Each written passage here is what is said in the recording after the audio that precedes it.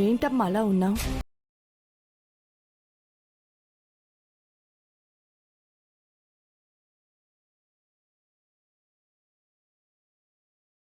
గురించా? అవును, రాము చనిపోయాడన్న విషయంలో అక్షతకి సంబంధం ఉందని నాకు అనుమానం ఉంది.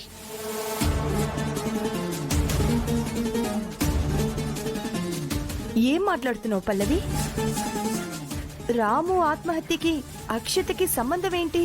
రాముది ఆత్మహత్య కాదు, హత్యేమో అనిపిస్తుంది.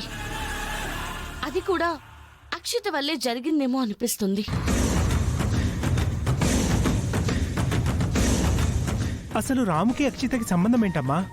తన వల్లే రాము చనిపోయాడని నువ్వెలా అనుకుంటావు? అసలు కాలేజ్లో నాటకం వేశాం సార్. అప్పుడు నన్ను గాని రెచ్చగొట్టావంటే ఇదే బిల్డింగ్ పైకి తీసుకెళ్లి ఈ చేతులతో నిన్ను పైనుంచి కిందకు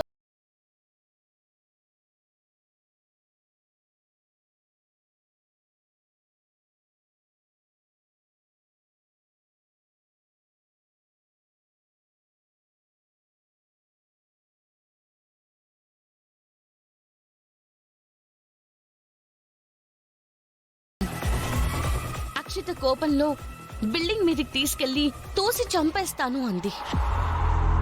నాకెందుకో అక్షిత వల్లే రాము బిల్డింగ్ పై నుంచి పడిపోయి చనిపోయాడనిపిస్తుంది. తనేదో కోపంలో ఆ మాట అంటే దానికి దీనికి నువ్వెలా కంపేర్ చేస్తున్నావు పల్లవి? మొదటి నుంచి రాము అంటే అక్షితకి ఇష్టం లేదమ్మా. అందుకే నేను చదువుకోవడం కోసం అని చెప్పి రాముని ఇంటికి పిలిచినప్పుడు కూడా కావాలని గొడవ పెట్టారు. తర్వాత కామాక్షమ్మకి గీత గురించి రాము గురించి లేనిపోనివన్నీ వాళ్ళెక్కించారు. మీరు చూశారు కదమ్మా.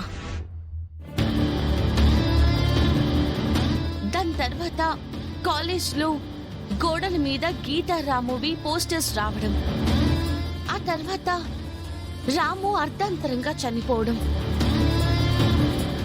ఇవన్నీ నాకెందుకో ఎవరినో దెబ్బ కొట్టడానికి, ఎవరినో ఇరికించడానికి మధ్యలో అమాయకుడిని బలి చేశారనిపిస్తుంది.